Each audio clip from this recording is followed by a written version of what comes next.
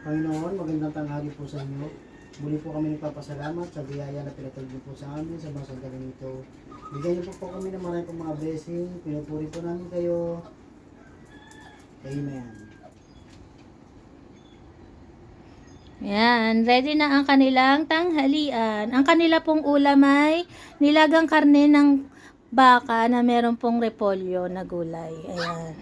Kung makita nyo po, may ulam sila kapag naka-zoom. Ayan. Ayan po yung kanilang ulam. Pag malayo kasi, hindi masyadong halata. Siyempre, magpe-pray po muna sila bago sila kumain. Panginoon, magandang tanghali po sa inyo. Muli po kami nagpapasalamat sa biyaya na pinatag niyo po sa amin sa mga sandali nito. Bigyan niyo po kami ng maraming pong mga blessing. Pinupuri po namin kayo. Amen. Si Shelo naiyak na una na siya kumain eh.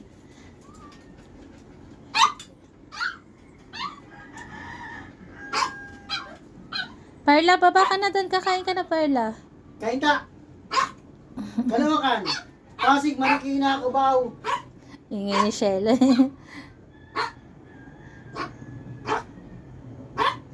Kain na! O, dito, bakante apat to. Sino nagsalo-salo? Sino pa? Cherry, dito ka, Cherry. Si Cherry pa, pinakain ko na yan, pe. O, yan mo na, kakain ito. Kakain ba uli siya? Cherry. Ang pinakain ko kasi kay Cherry yung royal canin din. Tara. Ayaw talaga naman. Kaya mo na pinakain ko na yun ng royal canin. Ayaw niya kasi ngayon ng kanin. Ang gusto mo. Si Cherry po, ayaw niya nung mga nakaraang araw. Napansin ko ayaw kumain ng kanin. Pero pag binigyan ko ng pagkain ng anak niya, yung katulad kay Shelo, kumakain naman si Cherry. Ayaw niya ng kanin ngayon.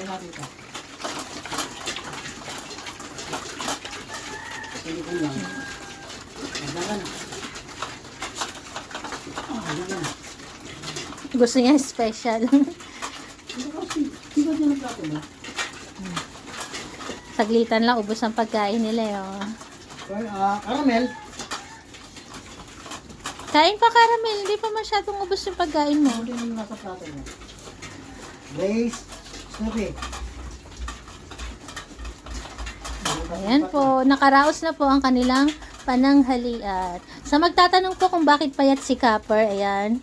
Ganyan po talaga yung katawan ni Copper.